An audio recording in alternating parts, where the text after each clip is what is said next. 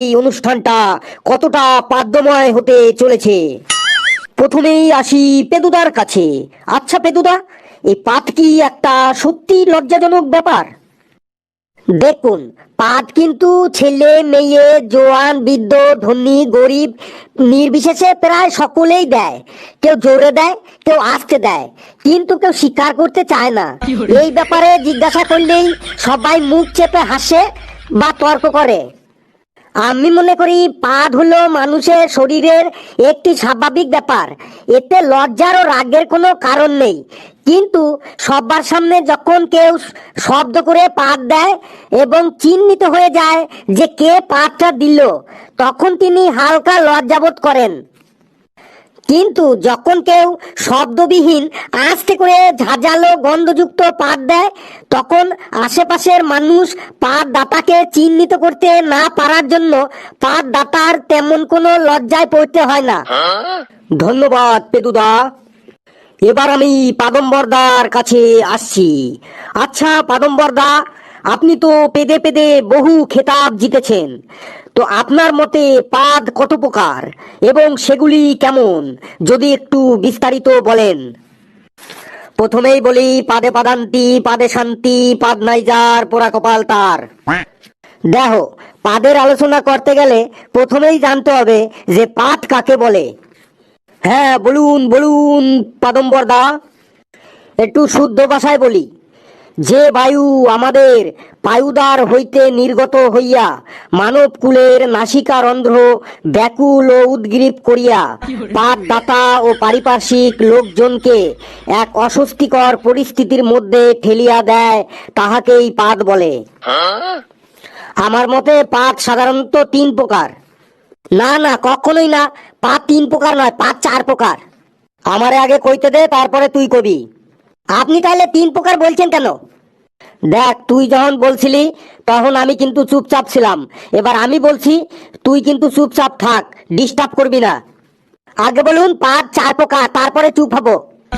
আস্তে আস্তে পেদুদা, আপনাকেও বলার সময় দেব, তখন বলবেন। বেশ পাদম্বরদা, আপনি বলুন। দেখেন, আমার মতে পাদ সাধারণত তিন প্রকার: ভোমপাদ, ঠাসপাদ আর ঠুসপাদ। আর ফুসপাদের কথা বললেন না তো, ওই ফুসপাদের কথা কে বলবে? দেখেন, ওই পেদু যদি কথায় কথায় আমার এমন ডিস্টার্ব করতে থাকে, তাইলে কিন্তু আমি এই অনুষ্ঠান ছাইরে চলে যাব। আহা পেদুদা, এরপরই তো আপনাকে সময় দেওয়া হবে, তখন আপনি যা বলার বলবেন। এখন পাদম্বরদাকে বলতে দিন। বলুন পাদম্বরদা, যা বলছিলেন। পাদ সাধারণত তিন প্রকার: ভোমপাদ, ঠাসপাদ ও ঠুসপাদ। প্রথমেই আসি ভোমপাদে।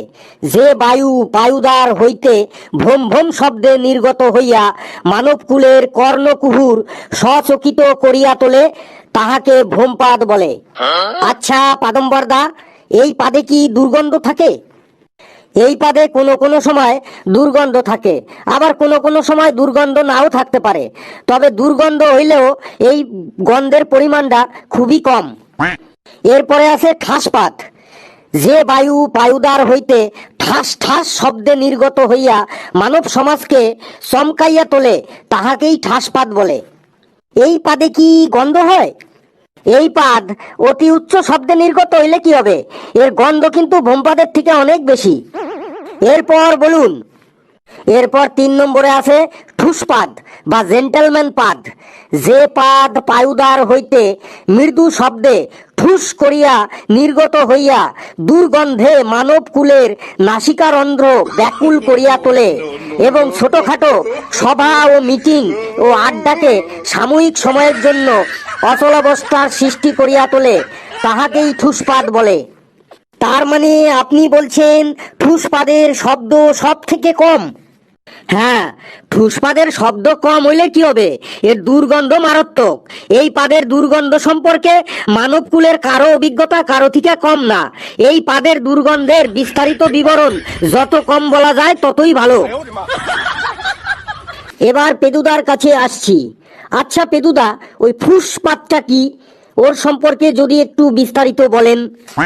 কেউ যদি অনেকক্ষণ ধরে পায়খানা চেপে রাখে তখন পেটের মধ্যে যে গ্যাস উৎপন্ন হয়, সেই গ্যাস যখন পায়ুদ্বার দিয়ে খুব ধীর গতিতে নিঃশব্দভাবে বাইরে ফুস করে বেরিয়ে আসে, তখনই তাকে ফুসপাত বলে।